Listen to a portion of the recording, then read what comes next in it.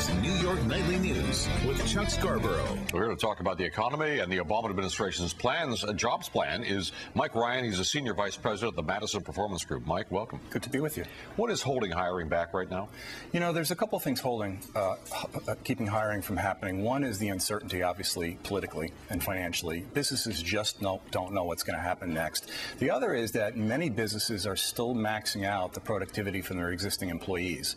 At Madison Performance Group, we see that all the time. I think the current employee base right now is in such a hyper-productive mode that businesses are enjoying productivity that they've never seen before. When you talk about uncertainty, what are you talking about? What are businesses uncertain about? They're uncertain about what their tax ramifications are going to be. They're uncertain about what certain legislation is going to mean in terms of their operating structure.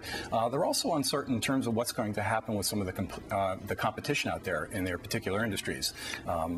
So there's a variety of things that they're concerned about. Okay, so does the president's jobs bill as outlined now address any of those concerns? I think the biggest concern is the issue of action. If we were to see the legislative and executive branches come together and actually do something in a cooperative manner, I think that would ignite markets, and businesses would see a sense of demand coming down the path. One of the things that we see is that organizations right now are actively trying to re-engage with their existing employees because they know once hiring starts to pick up again, those are going to be the most vulnerable people to leave. Well, the president's plan to, say, give money to the states to rehire teachers and firefighters and police officers in the long run help the economy? I think so. I think more than that, I think construction will help. You know, when you look at where the impact was from unemployment, you got to look at the construction industry. Over 2 million construction people lost their jobs from the height of the boom back in the 2005 days.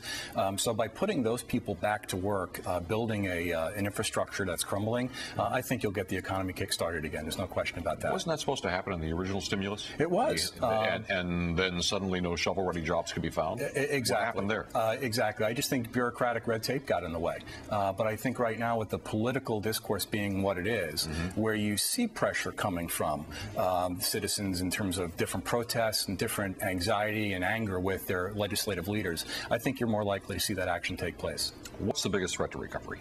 The biggest threat to recovery in my mind right now is just the chronic uncertainty of what's going to happen next, leading to demand shrinking. I think if you see growth take off, you'll begin to see people hire more and more because they know that they can't grow on the backs of existing employees. It's kind of a chicken and egg deal, isn't it? Absolutely. It's hard to really put your finger on what's about to happen next. But again, I think from a productivity point of view, businesses have got to start hiring because they've really maxed out the productivity of their existing employees, in my opinion. All right. Mike Ryan, I hope you're right. Thanks, Chuck.